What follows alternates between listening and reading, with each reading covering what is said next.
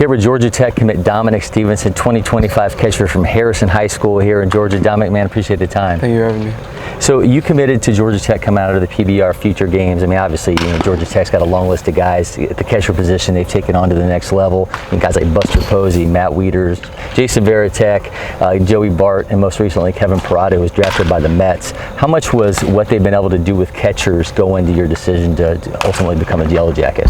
It's been really important for me for my future career because I wanted to be the most developed catcher I can possibly be. So what's the next step in that? I mean, I look at the pop times on you, and it's right around that sub-2 that, I mean, some of like the upper end major league guys are already producing. So where can you get better as a catcher? I can definitely improve my pop time, my arm, everything I can do on the field I can always work on. I mean, obviously there's an element too of you have a pitcher, you know how that pitcher works, and you can kind of get that feel for what he wants to do in a game. How long does that process take you to get to know a guy and feel like, okay, I know in game what this guy needs to do in terms of adjustments? In the bullpen, I try to work with him, see what pitches he's got before the game, and then before we go out to warm up, we talk about what sequences and pitches we want to throw first inning. And depending on how the inning goes, we come back in the second inning and work around that. So you're in a situation in like the future games where you kind of just get thrown in with some guys that you've never played with before. I mean, it has to be a little bit different, a little bit quicker than, I guess, to get to know a guy and then go out and take it into a game in a position like that, right? Yeah, it was very quick, but it was also very fun learning and facing a lot of really good arms and catching arms too.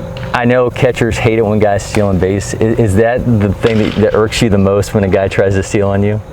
It really depends if they steal on me or if they steal on the pitcher.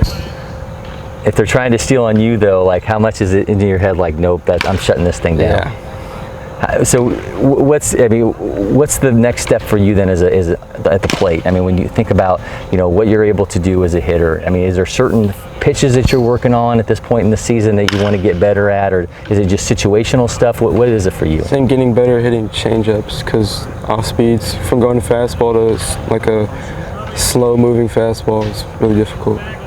And what does the Georgia Tech staff talk to you about in terms of, I mean, you got some time here, but what are those things that they think are literally those points of improvement before you get to the flats?